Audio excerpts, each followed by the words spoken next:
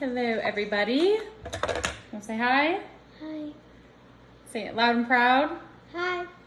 Awesome. Today we're making a quick side dish that the kiddos love, and it's using yellow squash. I already cut the head off of it.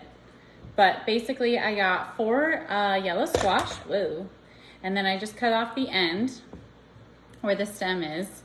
And then I used a mandolin, which you gotta be careful. Probably wouldn't have a little kid do this because you have a pretty good blade right there. So what you're gonna do is get some kind of, I have a Corningware dish. My largest one, you can use pretty much anything that's microwave and oven safe. And then I'm gonna use it to get nice, really thin slices of my squash. So you can see very nice and thin. Finley, you like this dish, don't you? You seem to like it a lot. Even the 3-year-old seems to like it too. It's so easy and quick.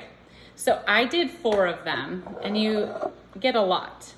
There's a high water content in squash, which is nice. You'll see that they'll reduce a lot once they cook. So Finley's gonna be my trusted handy helper, as Mickey Mouse Clubhouse would say. All right, so I'm gonna have her, excuse me, so there we go. Yeah, so if you want to actually divide that's probably a tablespoon. Just cut that into like 4 little squares. So I do like to use butter. If you can use a butter substitute, but just to fatten it up a little bit, give it some flavor. So I'm basically gonna take 2 to 3 tablespoons of butter and then cut it into smaller, yep, perfect, like cubes or slices, and kind of mix it around within the squash. And then we're gonna do that with another tablespoon. So we'll do 2 tablespoons. You wanna do that into 4 pieces? Awesome. And perfect. So you can just lift up the knife like this and then just take it off. 2, 3, 4. Okay, so we spread those out. And then Finn, you wanna grab this powder over here? That's good. Right here. And we did wash hands before prepping. That's always the #1 rule of mine. No, so actually this has a little cap right here. I just noticed. Okay, this is called Salad Supreme. Oh, you might want to cover your mouth. I'm kind of a germaphobe, so, but it's just our family eating this, and it's gonna be cooked. Oh, so we didn't tell you the instructions yet.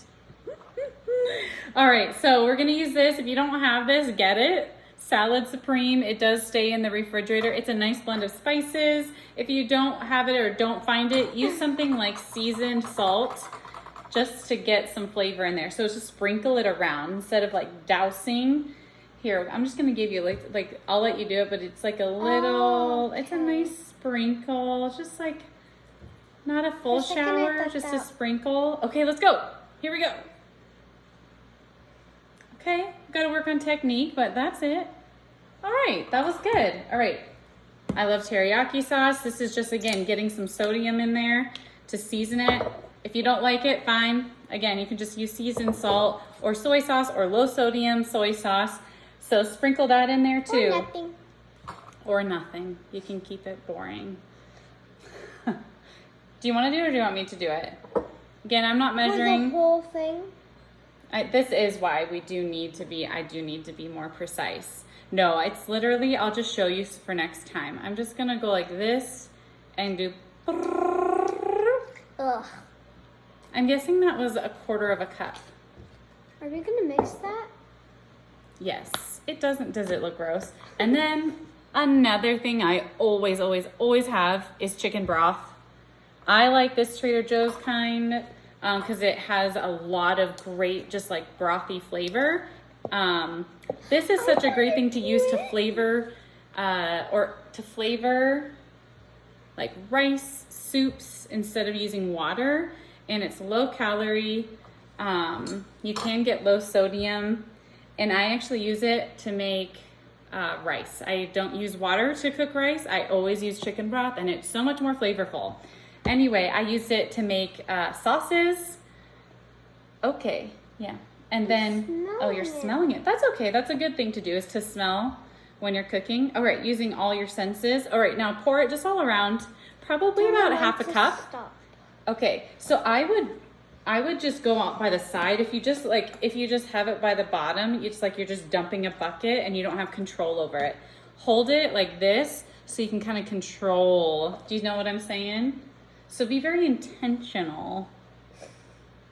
Yeah, I mean, just go for it and go around. Start pouring and go all around. There you go. I mean, as you practice, you won't be so as timid with it. Yeah, maybe I'm just gonna add a little more. That's so much. Well, here's the thing. You want it to have some liquid in there. You don't want it to get all dried out. And then this is where I'm gonna mix it up. The nice thing too is at the end of cooking, you can add more seasoning. If you want to add, I don't usually cook much with black pepper. If I do, it's just very sparingly, but a lot of people like black pepper. Okay, that's cool.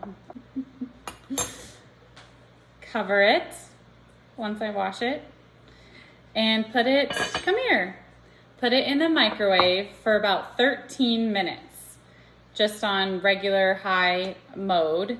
If you have something against microwaves, which I guess is a thing, some people don't like microwaves. You can also, as long as it's oven safe, you can go ahead and pop this baby in the oven. I would say 350 for like 30 minutes.